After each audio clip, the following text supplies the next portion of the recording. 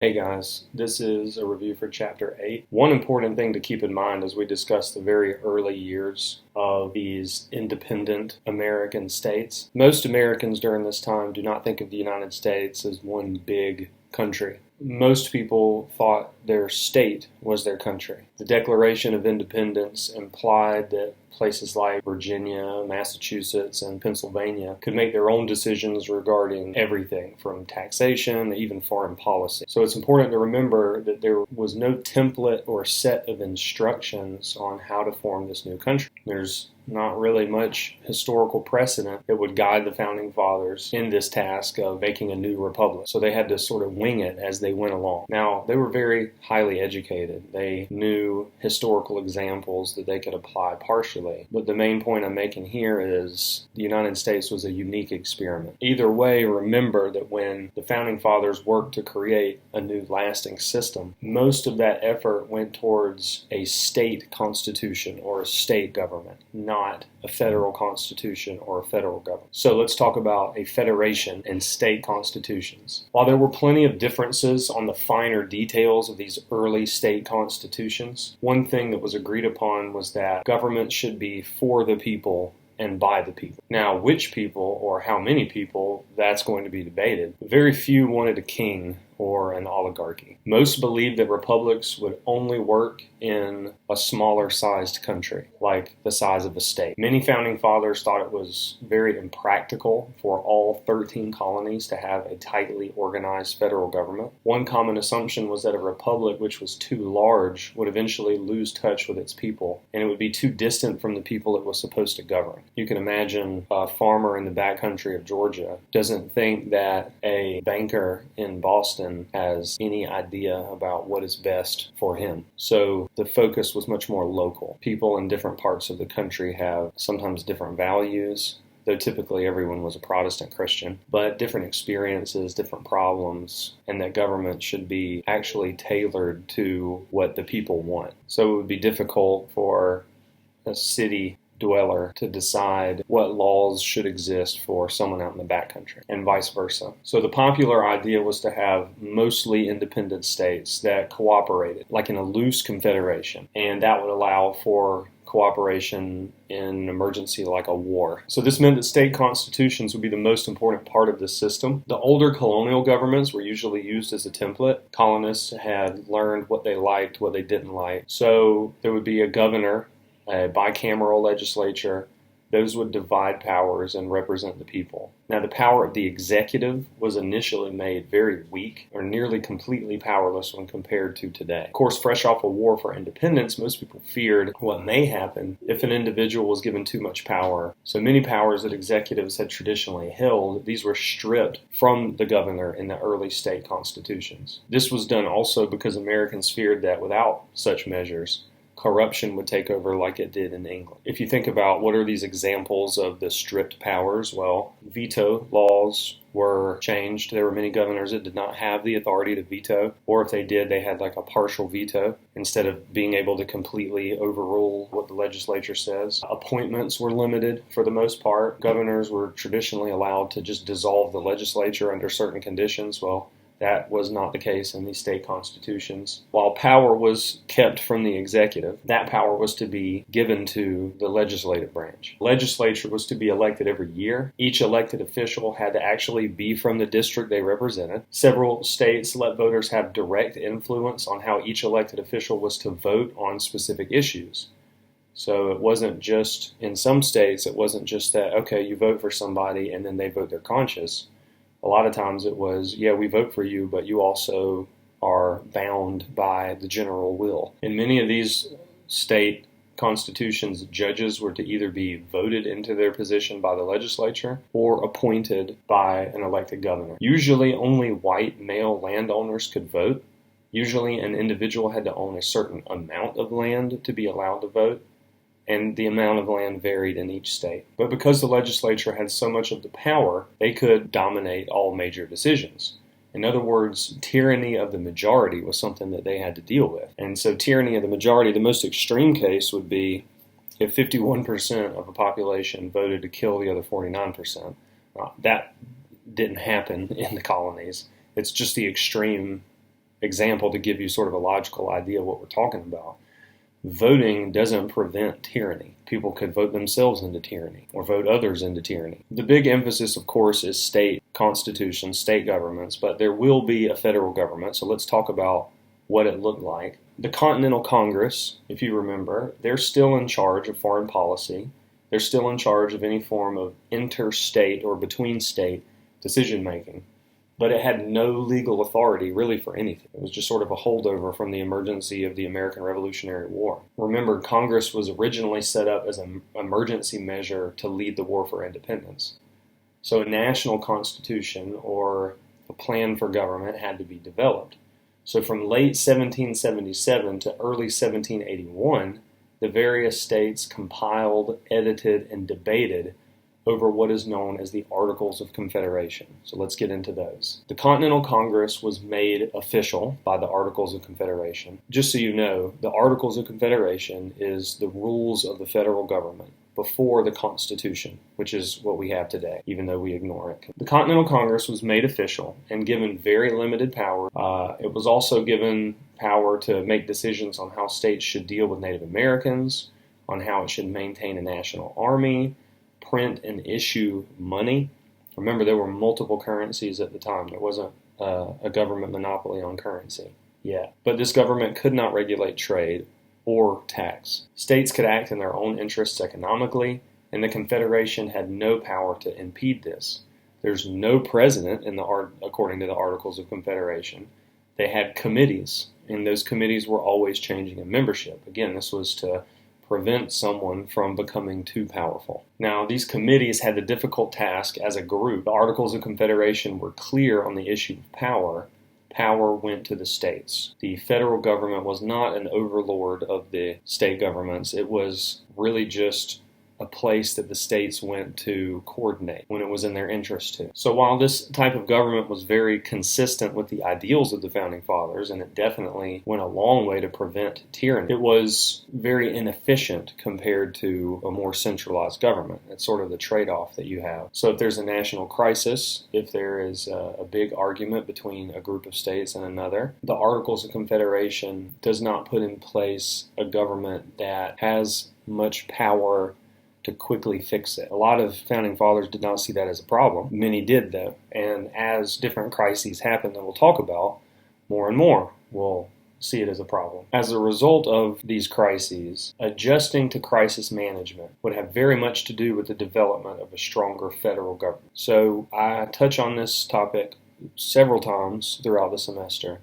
The big story in American history is the relationship between crisis management and constitutional ideals. But until these crises happened, nobody wanted, or nearly no one wanted, a stronger national government. One of the big issues that brought the problems of the Articles of Confederation into view was the issue of westward expansion. Now, a major part of the Treaty of Paris, that treated the end of the Revolutionary War, was that the United States received land all the way to the Mississippi River. The current states did not have land that went all the way out there. That means that there was land that was part of the United States that was not part of any of those states. So how do you deal with that? The federal government was sort of left with the responsibility, though again, they were largely powerless to deal with that situation effectively. And what you had was states really competing with one another or trying to take advantage of the situation over one another. And this is going to create an obvious need for more coordination. So, if states had the right to govern themselves, would the unsettled land be claimed by already existing states? Would it result in entirely new states? The settling and administration of this giant territory would have to be organized by some government, and the states were not going to agree on how to do it. So a national government was necessary. The specific issues that will arise as the Western territories become integrated into the United States will help shape the eventual American government. So, other issues that tested the unity of a brand new United States. One was a controversy between what were called landed states and landless states. Some states had old royal charters back from when they were first established as English colonies. According to the royal charters, some of the states had legal justification to expand into currently unoccupied territory. So if you see those awkward colonial maps, you have what looks to be the border of a state as it exists now, and then a very long line that just cuts all the way across the continent to the Pacific Ocean. Those were never really official. They were just sort of vague plans for the future on how to settle land that wasn't claimed by the English crown yet. Well, the states who had such map lines drawn back in their history thought that they could use those. So some states are actually going to use royal charters as justification. Now, many other states did not have this. So the landed states, those with the charters that included large additional land claims, were able to sell land to individuals and companies. So instead of making the state bigger, they just sold the land to people and made money off of that. That brought in revenue that wasn't taxation, because again, taxation was much uglier to people back then than it is now. Now, the money that these landed states made doing this will allow for those states to actually lower their taxes. And of course, lower taxes attracted more people at the expense of the states who could not lower their taxes because they did not have the charter. So the landless states became upset by this. This causes a controversy. So how did the landless states fix this? Well, in order to establish even a limited form of national government, which both landless and landed states wanted, all states had to ratify the Articles of Confederation. It had to be unanimous. So one state, in particular, decided to use its veto power to force landed states to give up their claim to more land. This was Maryland. They refused to ratify the Articles of Confederation until the issue was solved. The initial refusal to ratify threatened the entire concept of a confederated union. So eventually the landed states had to give in and renounce their old royal charters. Now, after this, Maryland agreed to ratify the Articles of Confederation, and they went into place. An important element to all this is that scared a lot of founding fathers into worrying that maybe this American experiment won't work, that the countries will split off, they'll break up, and then they'll be easier for European powers to pick off one by one. Another issue that's similar is the issue of Vermont. How did Vermont become a state? Long story short, there's an argument with New York on should Vermont be a state, where should the borders be. The British government is actually going to find out about this. They're going to use this to try to woo people who live in modern-day Vermont to join them and become part of the British Empire again, basically to join Canada. So this was a threat, and Congress felt that it had to offer Vermont statehood because it was going to lose them otherwise. So you can see there are many possible threats and situations that could unravel this whole thing. It was no guarantee that the United States was going to survive, much less become a very powerful country. Also, another example is Spanish interference. Remember, Spain, they were in Louisiana. Louisiana was very important because the mouth of the Mississippi River, New Orleans, the Mississippi River was used by farmers, and it was arguably the most important commercial highway in the young United States. So Spain, they were able to have a lot of leverage. At one point, they're going to shut down the Mississippi for Americans and then try to lure them to flip to the Spanish Empire. Hey, if you join the Spanish Empire, then you'll have free access or cheap access through the Mississippi River. Part of that plan will be that Spain works to turn many Native Americans against the United States as well. So as you can see, and that's just a short list, there are many things, Articles of Confederation, which was a much looser configuration than the Constitution will be later. Why is the United States federal government so much more powerful than it used to be? There are many other reasons to that are more recent, but the reason that this started was crisis management, all these threats. So the next section, Westward Expansion. Some basic considerations about this topic. Native Americans were no longer considered neighbors, okay, that were to be traded with, that could be used for political leverage against the French. Remember, the French are gone. So the relationship is now simplified. What that means is natives were seen as a nuisance that was in the way. The Continental Congress, with no ability to tax, looked at the sale of Western land to private citizens and companies as a means of potential revenue. All right, let's talk about the issue of slavery. So there's a lot of high-minded ideals about human freedom and inalienable rights, but there was still slavery was widespread in the United States. Land of the free, but home to many slaves. The issue of slavery was not ignored by the earliest Americans. Many pointed out the obvious contradictions in the wording of the country's founding documents with the legal status of many of its people, slaves. All states except Georgia banned the importation of slaves after the war, though South Carolina will bring it back soon. Now, no states immediately outlawed slavery altogether. Though thousands of slaves were given freedom after the Revolutionary War, that was a drop in the bucket. Because states were virtually independent and free to decide these matters on their own, the specific reforms involving slavery varied among those different states. For instance, because the economies in the northern states did not depend heavily on agriculture because of climate, laws restricting slavery were more likely there. Whereas in the South, due to the climate and the economy, large-scale plantation agriculture was overwhelmingly the most important part of the economy. So attitudes about slavery were different, and laws were much more friendly to slavery. For the most part, especially early on in American history, there was this idea that slavery was unfortunate and that it eventually will go away, but that to outlaw it now, or, right at the time of American independence, would do more harm than good. That was the attitude. That whether you're talking about economically, whether you're talking about socially, politically maybe, full emancipation would be a disaster. That was the perception. So really, the way that Founding Fathers sort of reconciled the obvious inconsistencies between the language of, say, the Declaration of Independence and the fact that there are lots of slaves in the United States, it was a practical issue to them.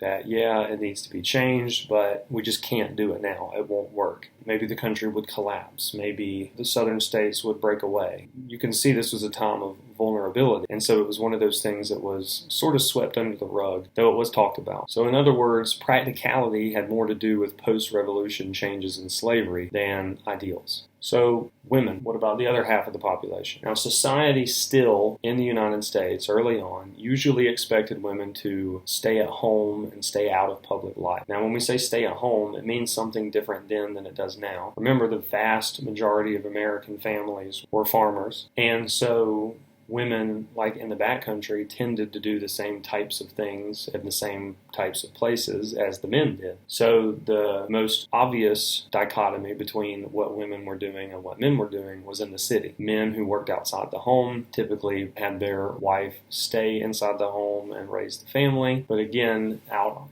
in the farm, that's not the situation. So the division of labor is still there, but it's not quite so obvious.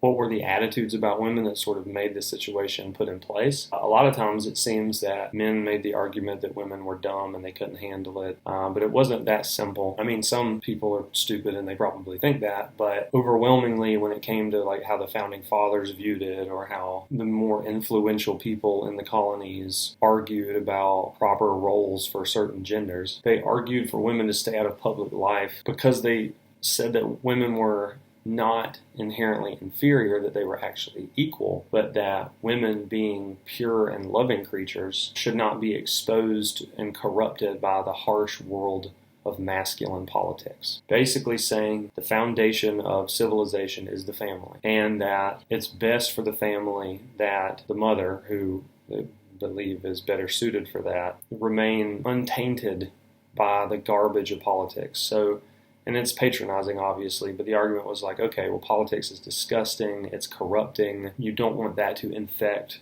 your family, and so if you insulate at least the wife and kids from that, then it'll be better for the kids as they're raised. And of course, there's the attitude that, women are superior at some skills and men are superior to others. So that was a reflection of how one gender was better suited for this and the other for that. Of course, the men had reserved for themselves superiority in deciding who gets to do what. All right, so religious toleration. Now, though the American colonies had long been a place where several different versions of Christianity, primarily Protestant Christianity, had functioned in close proximity to one another, ideas about each state's government's role in religion will be more specifically articulated now that the United States is an independent country. In other words, state governments, they'll further solidify the state's role in religion. Best way to describe it, stay out of it. States were no longer to favor a certain church, and most certainly not to compel its people to join one. A good quote, and this one's from Thomas Jefferson, that gives you an idea, a prevailing attitude about state and religion. Quote, "No man shall be compelled to frequent or support any religious worship or place of ministry whatsoever, and all men shall be free to profess and by argument maintain their opinions in matters of religion." Nowadays, the debate on church and state tends to center around whether or not, like, the Ten Commandments can be placed in a courthouse. It's pretty obvious that that type of debate would be seen as ridiculous back then. Church and state was about, typically, if you guys remember, we covered earlier in the semester, there was this attitude for a very long time that religious unity was important for political unity. And most people's experience in the world involved a government that outlawed certain types of religions, or at the very least preferred a religion. That was the big target for the Founding Fathers when it came to religion. So having Christianity mentioned or used in determining laws and things like that, that wasn't seen as taboo at all. Having the Ten Commandments or religious symbols in a place of government, that would be seen as even remotely controversial. Again, that's not to try to convince anyone to have a certain opinion about that now. It's just to give you a comparison between then and now. All right, from Confederation to Constitution. So with all the issues facing the Founding Fathers at home, there was still the issue of the United States' place in the world. This new country was vulnerable and it had to be protected. And just as importantly, healthy trade relationships had to be established with the rest of the world that would allow the economy to grow and prosper. The years after the war were rough for many Americans. One group of farmers in particular in Massachusetts became extremely frustrated with the lack of government support for their plight. Now, bankers had convinced the Massachusetts government to vote down a measure that would have provided economic relief to the farmers. And this is going to cause outrage. And this outrage is going to lead to Shays Rebellion. There's a very good video that I'm going to link everyone to, and I'm actually going to have some main points about that video. That will be the next assignment after the one that you already have. So I'm not going to get too much into Shays Rebellion now because there's going to be a 40-minute video that gets into it very deeply. And it's a very, very good video. So I'll post more about that on Blackboard. I will say here, though, that about 2,000 farmers will rebel. They're going to be led by Daniel Shays, who was a Revolutionary War vet. The farmers are going to close local courts to prevent foreclosures on their property. They're going to march on a government arsenal. Now, the Massachusetts militia eventually put down this rebellion, but this was a shocking sign to many people. Many Founding Fathers are going to interpret this situation as the biggest threat so far to the Union. This idea will develop, which is absolutely not grounded in reality, that the farmers simply wanted to not have to pay what they owe, and that this was a situation where farmers were being spoiled or irrational or too emotional. And one prevailing attitude among a lot of the Founding Fathers was elitism, and it was the idea that, some men are better suited, whether it's their genes, their stock, their family lineage, and then their practical circumstances, like their education, how much money and time they have to enlighten themselves. For all those reasons, you have this belief that, from the Founding Fathers, that the average man, the average person, is too emotional,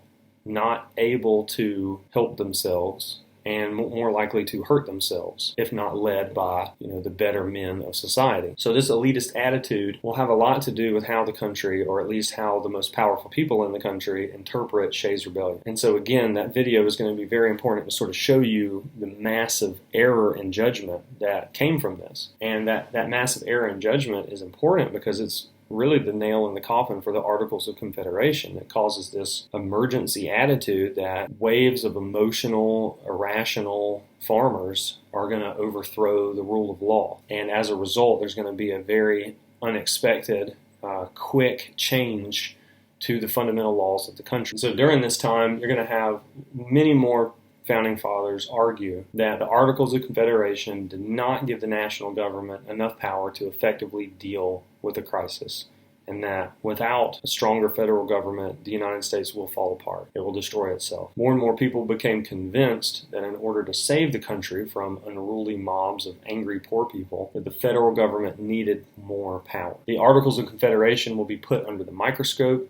This is eventually going to lead to a Constitution of the United States, which still remains the essential governing document today. So let's talk about making the Constitution. In May 1787, 55 men gathered in Philadelphia to discuss the new direction of the United States. Now, the original plan was to amend the Articles of Confederation, but against those expectations, instead, they're going to come up with a whole new system of government. That makes a lot of people uncomfortable. It's going to be very controversial, and we'll sort of walk through the process. The men who gathered here were not an accurate reflection of the demographics of the American people. All of the contributors were wealthy. All of the delegates gathered were wealthy. Most were relatively young, in their 30s and 40s. James Madison, a Virginian, he was extremely important to the Constitution. The ideas he put forward were known as the Virginia Plan, and it was very different than the old Articles of Confederation. Madison proposed a more powerful federal union between the states. He proposed that there would be 3 branches of federal government: legislative, executive, and judicial, and that these branches of government would balance each other out and separate powers to make it difficult for one person or one faction to abuse power. The legislative branch would be a bicameral legislature, that is 2 parts, 2 houses.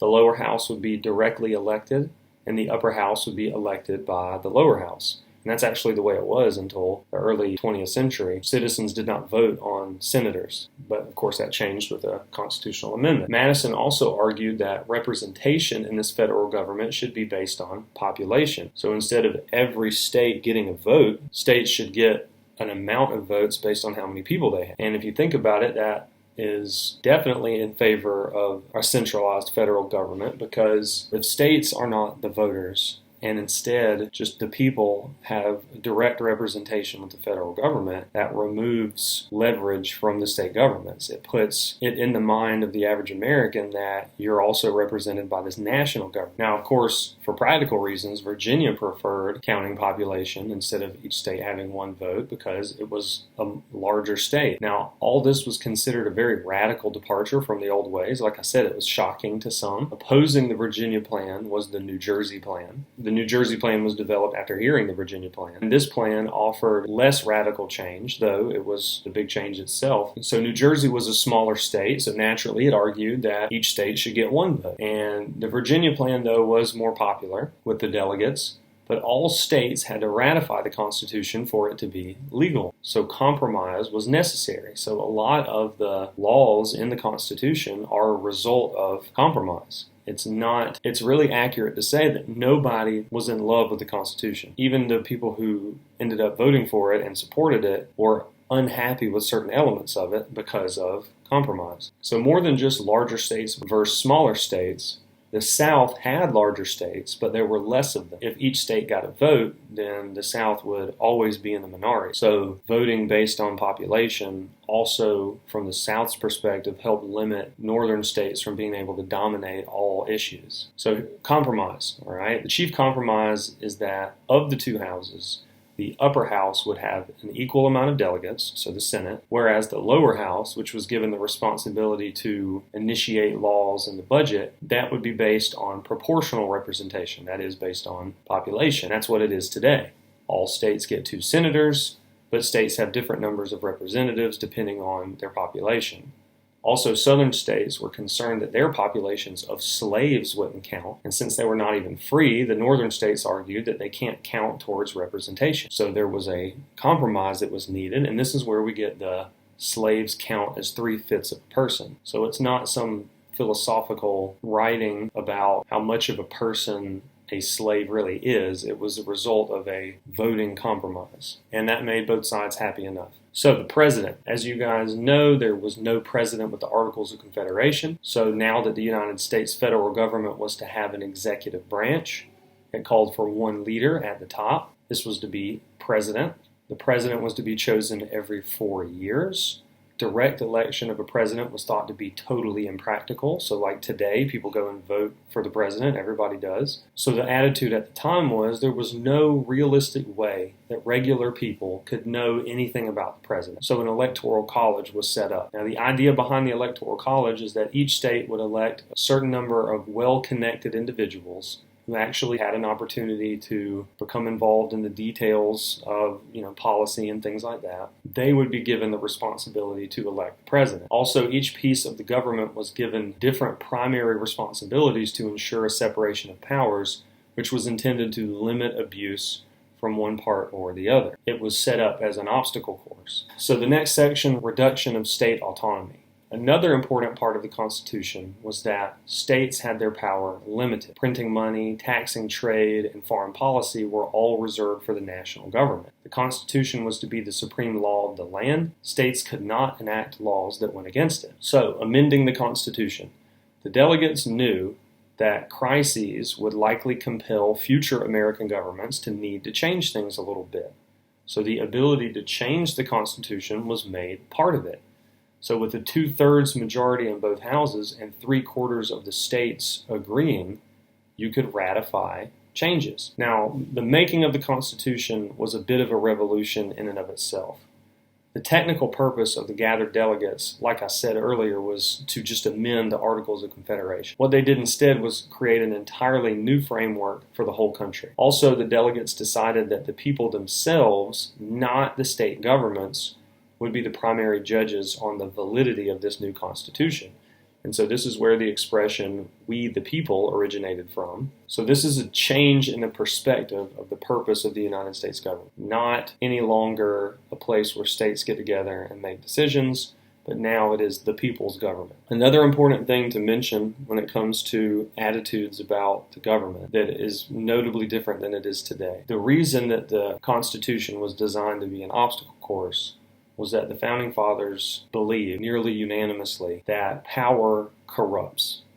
That power corrupts anyone. So if you're a good person and you're not powerful, that same good person, given power, could easily be corrupted, and maybe even likely would be corrupted. One of the reasons that the Founding Fathers didn't want a direct election of the president or direct election of senators is because they believed that the average person wouldn't have any chance to know any specifics about a person. So essentially they'd be voting blind, but they'd be voting blind based on personality. And if you vote for someone that you've never met on their personality, then it's a very superficial judgment. It has to be, because you don't know them. So the idea is that Americans should never trust politicians, that you should never vote for someone because you think that you can trust them to handle things and not have to watch after them. The entire point of all of this was that Americans had to be vigilant, that they had to pay attention to what their government was doing, that in order for this whole thing to work, you had to be skeptical. So what seems to happen nowadays is people are on one side or the other, and they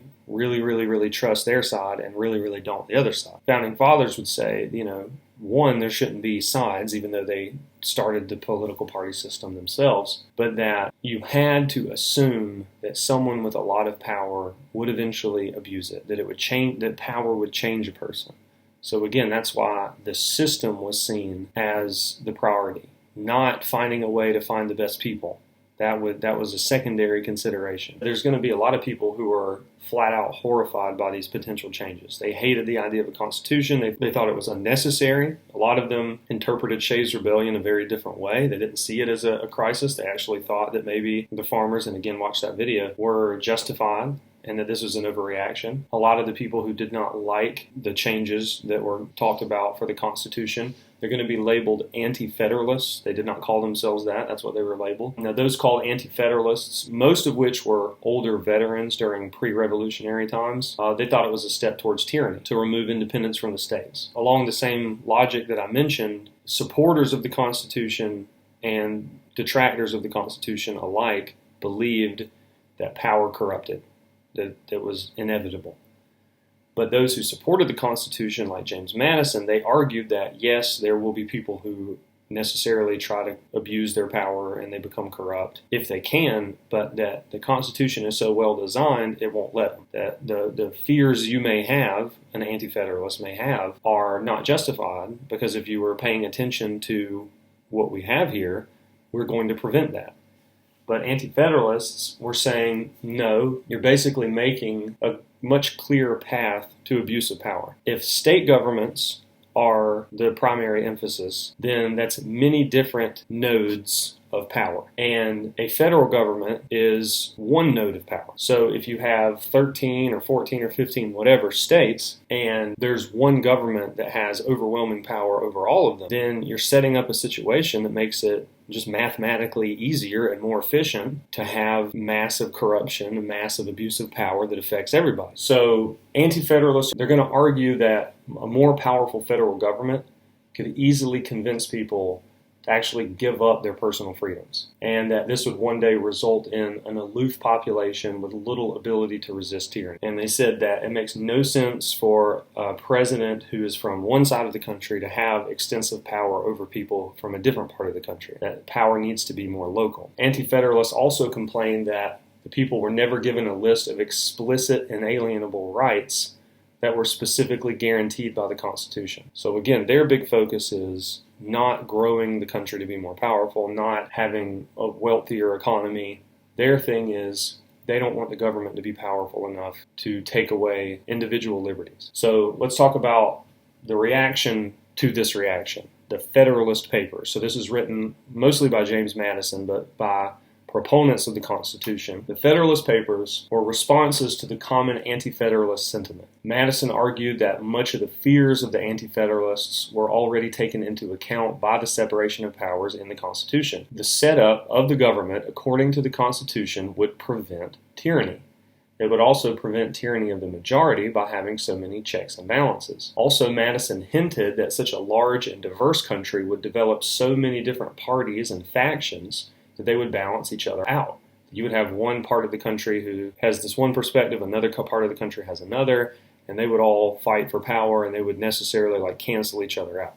Now, we know that didn't happen. We have two national parties, a two-party system, so he was definitely wrong about that, but he didn't know that at the time. Now, one thing that Madison could not defend, though, was the absence of a list of specifically defined rights that the government could never trample.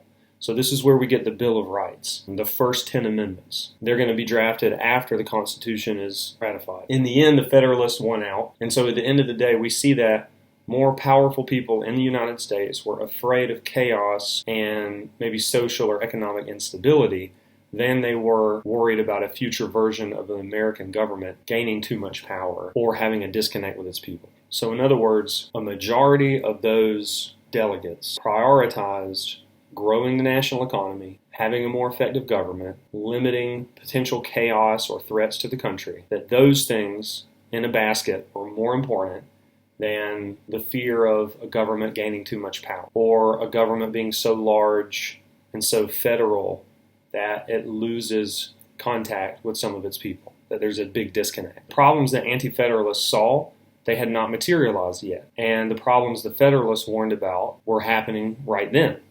So it looked as if you're being presentist or, if you're emphasizing, hey, what's going on right now in reality, the Federalists were dealing with what was going on at the time, whereas the Anti-Federalists were arguing about something that could potentially happen later, but it hadn't yet. And typically, the way human nature works is the thing that's right in front of your face is obviously going to get the most attention. The thing that may be around the corner or the slippery slope never gets as much attention. So May 29th, 1790, the last holdout, Rhode Island, finally voted to ratify the Constitution. The Bill of Rights were added soon afterwards. The Bill of Rights were put there in order to guarantee that the federal government could not abuse people's rights. And so the First Amendment, Congress shall make no law respecting an establishment of religion or prohibiting the free exercise thereof or abridging the freedom of speech or of the press or the right of the people peaceably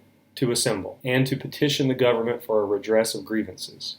So this was the Anti-Federalists saying, you need to guarantee these things, that if it's not explicitly in the Constitution, who knows, down the road the government will try to abuse it. So we need to put it in there for sure. The Second Amendment, a well-regulated militia being necessary to the security of a free state, the right of the people to keep and bear arms shall not be infringed. Now, there's many different interpretations on what that means today, but historically, what it meant at the time, it was actually that there was a worry that the federal government would become so powerful that it could easily tyrannize the people. The only way to guarantee that a powerful entity cannot force you to do it at once is you have to have the ability to physically resist.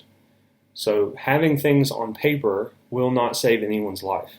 Okay, people have to agree to it. And so they know from looking at history and human nature that the only way to guarantee anything is the threat of physical violence cannot be monopolized. And so when you hear well-regulated militia, nowadays regulated means, well, the government has a lot of rules on it. But what regulated means in this context, and what it usually meant at the time, was well-maintained.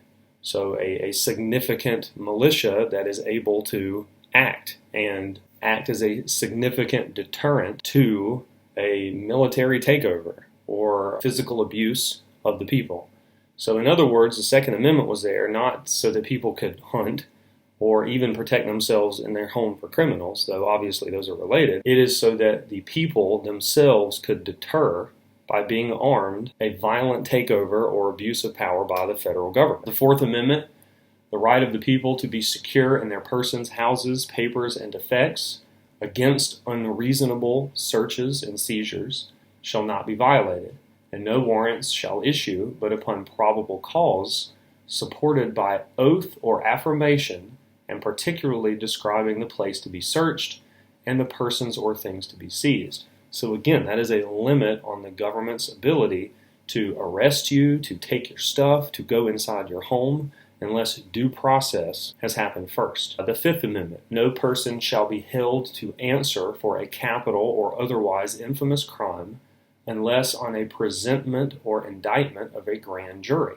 except in cases arising in the land or naval forces or in the militia, when in actual service in time of war or public danger, nor shall any person be subject for the same offense to be twice put in jeopardy of life or limb, nor shall be compelled in any criminal case to be a witness against himself, nor deprived of life, liberty, or property without due process of law, nor shall private property be taken for public use without just compensation. So again, putting limits on what the government is allowed to do to people, giving people rights. Why would there be people who want to limit what the government does if they didn't believe that the government would inevitably abuse their power unless they were limited? So the attitude with all these amendments are reduce the amount of abuse that the government can do, because if you don't, it will do it. And so that's where the vigilance comes in. Many people don't even know their rights. We'll go ahead and skip to the 10th Amendment. I think you get the point of these. I encourage you to know them. The 10th Amendment, which is probably the most ignored of all of them, says the powers not delegated to the United States by the Constitution nor prohibited by it to the states are reserved to the states respectively or to the people. So what does that mean? Well, that means, okay, if the Constitution doesn't say that the federal government has the power or responsibility to do something, and the Constitution does not prohibit the states from doing something, then it goes to the states to make the decision on that. So what that means is that if there's something not in the Constitution, whether it's allowed to do it or not, then that means the state can make the decision. Like I said, that's the most ignored amendment in the entire Bill of Rights by a long shot. The federal government now has extensive powers that are not in the Constitution. The federal government even has powers that are explicitly against the Constitution. We can talk more about that later, but that's the reality.